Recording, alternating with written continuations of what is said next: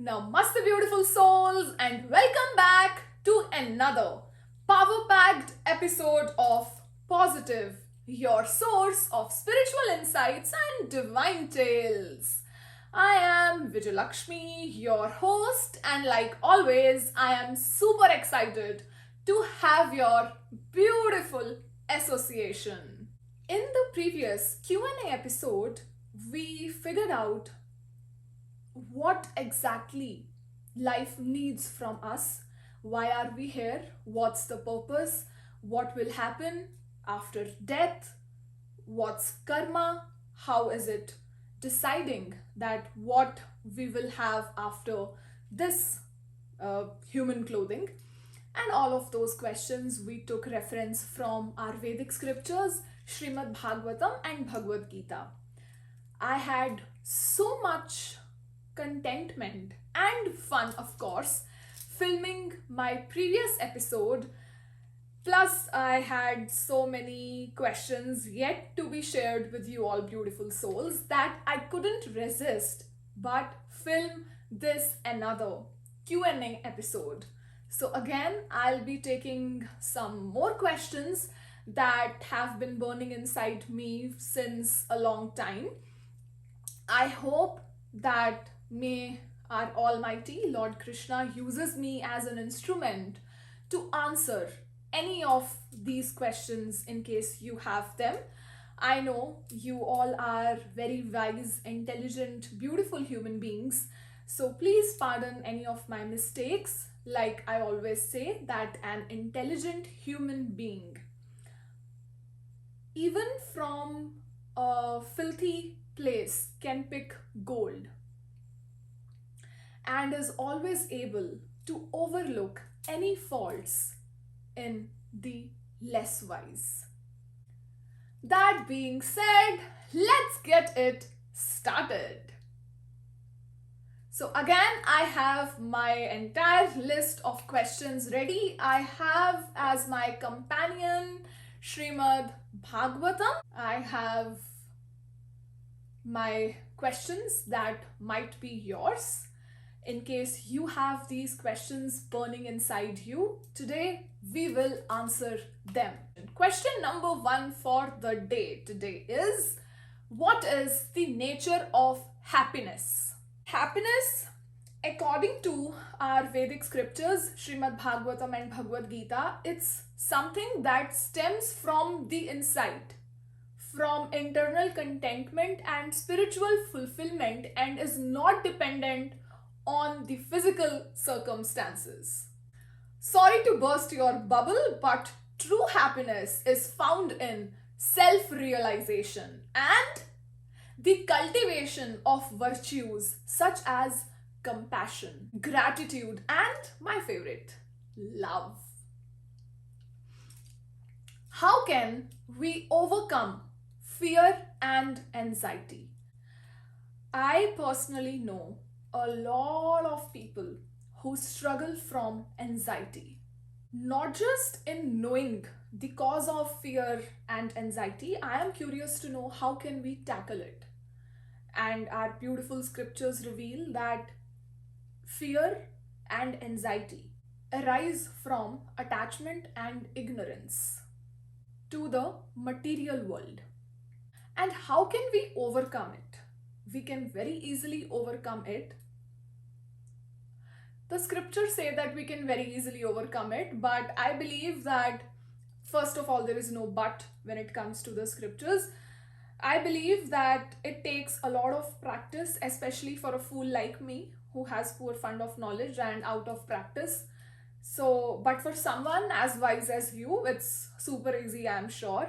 It takes cultivating faith in the divine, our supreme personality of Godhead, the great Almighty, and surrendering to the higher power. What helps me in the times that could be anxious? Staying present in the moment. I always tell this, especially to my husband, that we should be in the present, neither in the past nor in the future. And if we follow this simple rule that I have to be in the present, what's happening right now? Okay, I'm recording this episode. I have to forget what did I do before and what I'm going to do after. I have to be present, fully in the present moment. This works for me cent percent all times. I hope it works for you as well. Coming to our question number 1, 2, 3. Third question is, what is the role of free will in our lives?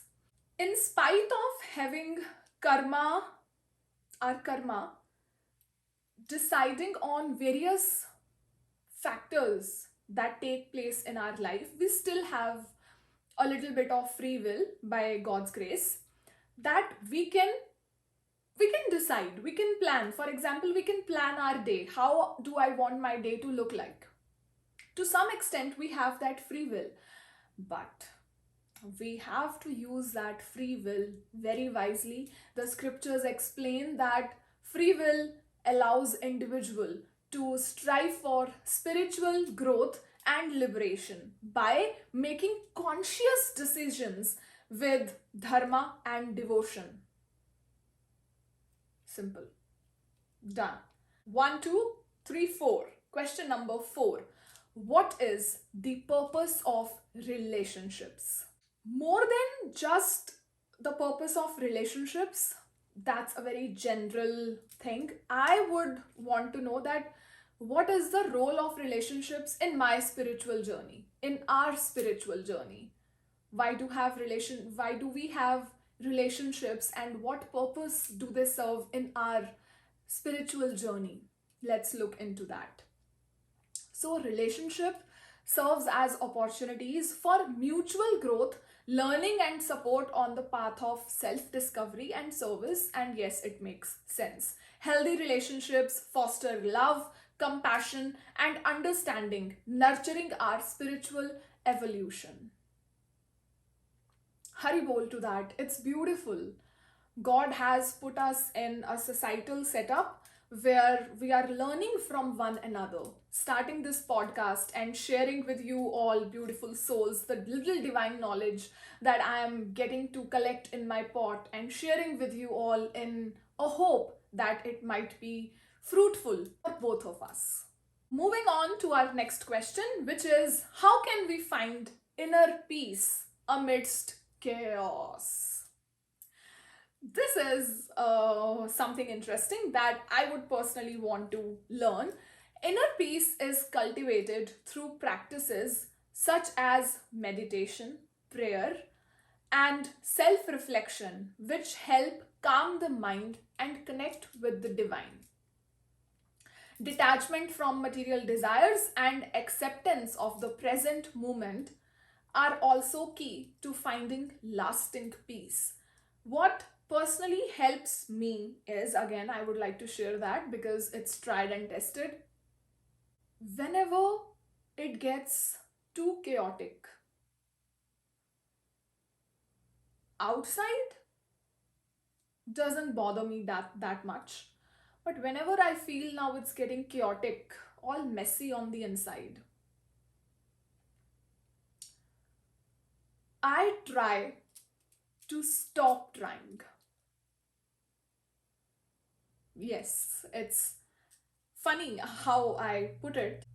I just remember one word which I shared in my following the spiritual master's path, my Gurudev Shri Hanuman's video. I shared that how I learned from him out of so many things, one being surrender. So, in the times when it gets too chaotic, especially on the inside, I surrender. Yes, I stop interacting with people. That's my way of dealing with it. I switch off whatever troubles me, be it people or things, and I tune in to the melody of my great Lord by the guidance of my spiritual master. It helps me. So, next time, if you feel chaotic, things getting messier, just try tuning in, maybe closing your eyes and tuning in with the Almighty, universe, your God that you believe in, who is always there to rescue. Haribol, and moving on to our next question, which is, what does it mean to live a meaningful life? A meaningful life is one dedicated to self realization, selfless service to others, and the pursuit of spiritual growth. It involves living in harmony with dharma, righteousness, and positively giving it out for the welfare of others. This is the meaning of life, beautiful souls, as per Srimad Bhagavatam. Hari Bol, and all the glories to the Granth Raj, Srimad Bhagavatam. Srimad Bhagavatam ki jai. How can we cultivate gratitude in daily life? What practices are there that can help us in cultivating gratitude? How important gratitude is? How can we cultivate it? Let's learn from Srimad Bhagavatam. Gratitude is fostered through mindfulness, acknowledging the blessings in our lives and expressing appreciation for them. I see so many people taking for granted so many things, so many relationships in their lives. I mean, we should always remember that what we have, we are living somebody else's dream.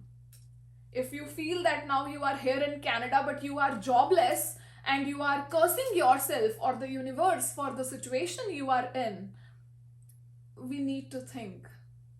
We need to cultivate gratitude that, oh God, I am grateful. It's okay if I don't have a job today. I will have tomorrow. How can I make today the best day?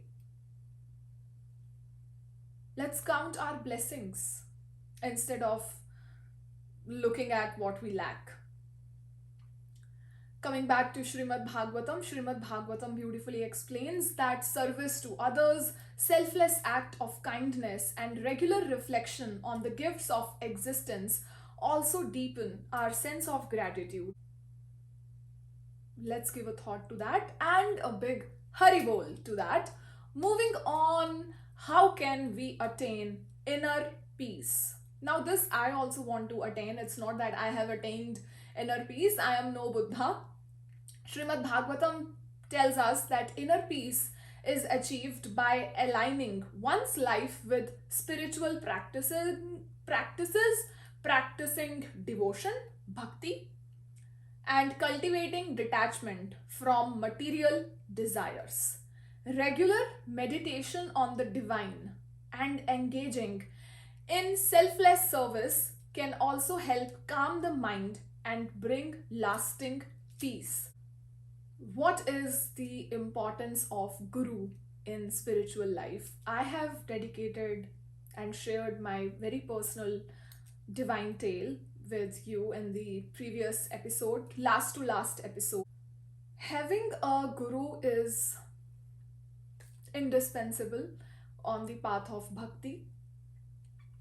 A Guru imparts his experience, his knowledge, and a Guru is that bridge that links us to the mainland. Bhav Sagar se par, in helping us cross the ocean of materialism. That bridge that helps us is Guru. So now you know how important Guru is on the path of bhakti in our life. So in today's enriching episode, we have delved into the wisdom of Srimad Bhagavatam and we have got answers to some profound questions.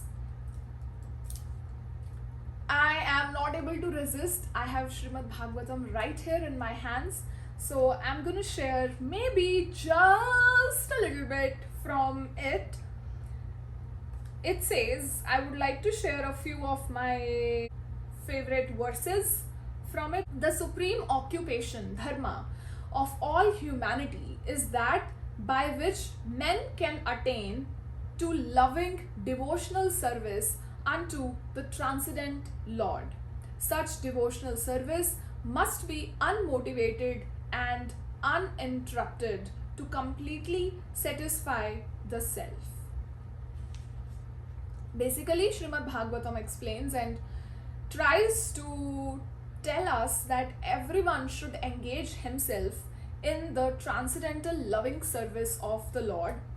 As I am speaking and sharing this wisdom with you all, we need to have one full episode on bhakti yoga. Let's do it. Let me know in the comment section below that would you be interested in listening to bhakti yoga. Not that, okay, I might listen, but only to the good comments. I don't hear the negative stuff. Mind you, I'm not afraid of negativity because we are positive. Hari bol to that.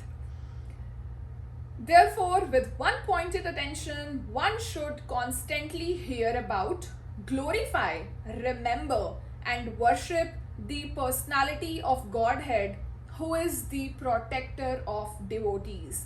If realization of the absolute truth is the ultimate aim of life, it must be carried out by all means. This is our Srimad Bhagavatam talking. Next, we know that Srimad Bhagavatam is compared to the cream of the milk. Vedic literature is like the milk ocean of knowledge, like I mentioned before in my previous episode, I believe. Cream or butter is the most palatable essence of milk, and so also is Srimad Bhagavatam, for it contains all palatable, instructive, and authentic versions of different activities of the Lord and his great devotees. All glories to the great Lord and his great devotees. And there is this one very interesting that we should know for certain, that the Lord is the ultimate sanctioning officer, and we must therefore dedicate our attempts to the mercy of the Lord for ultimate success, or to get rid of the obstacles on the path of success. The Lord is all pervading, all powerful, omniscient, and omnipresent. He is the ultimate sanctioning agent of all good or bad effects. So stop taking the pills of worry and take the pill that leads you towards Shri Hari. The pill is devotion, bhakti. Hari bol to that. Thank you for joining me in this quest of exploring the purpose of life. I'll see you in the next one. Till then, keep questioning, keep exploring, stay curious, stay positive, and may your path be filled with light and wisdom. Namaste, Hari bol.